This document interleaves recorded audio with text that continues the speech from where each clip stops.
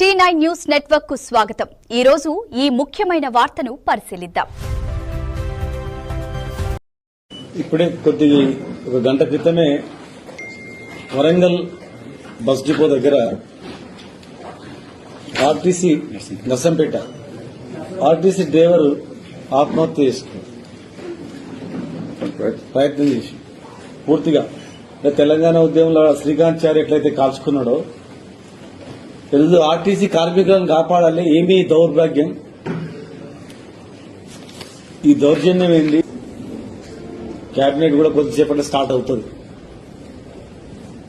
వెంటనే ఆర్టీసీ కార్మికుల డిమాండ్లు పరిష్కరించి, కొత్తగా ఏం వాళ్ళు అడుగుతలేరు. మీరు ఏదైతే హామీ ఇచ్చిండ్రో, ఎలక్షన్ మేనిఫెస్టో ఏదైతే పెట్టిండ్రో, మీరు ఇచ్చిన మాట ప్రకారం వాళ్లకు వెంటనే వాళ్ళని పర్మనెంట్ చేసి వాళ్ళ సమస్యలు పరిష్కరించాలి.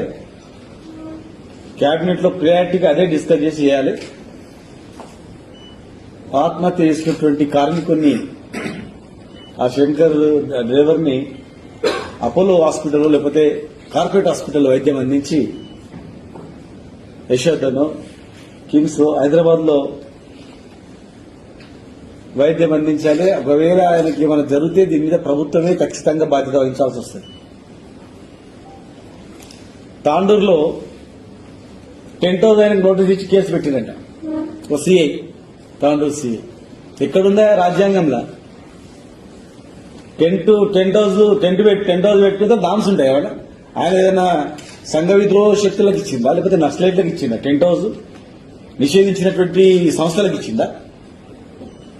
ప్రతిరోజు ఉదయం నుంచి రాత్రి వరకు ప్రయాణికులను ట్రాన్స్పోర్ట్ చేస్తూ కన్నా కష్టాలు పడుతున్నటువంటి ఆర్టీసీ కార్మికులు సమ్మె చేస్తే, అంటే టెంట్ వేసుకుంటే నేను నోటీస్ ఇస్తా, టెంట్ వేయకుండా రోడ్ల మీద ఎండలబడి సావాలన్నా వాళ్ళు?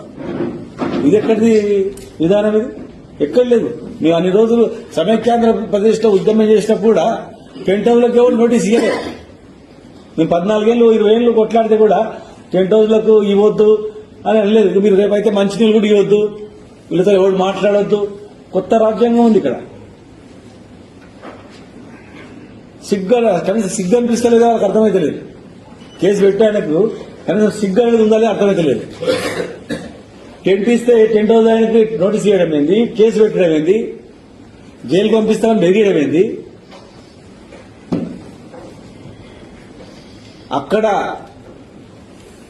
తాండూరులో జరిగిన సంఘటనను మనస్తాపం చెంది ఆయన మా కార్మికులకు టెంట్లు కూడా ఇప్పిస్తే ఇయ్యరా అని చెప్పి బాధతో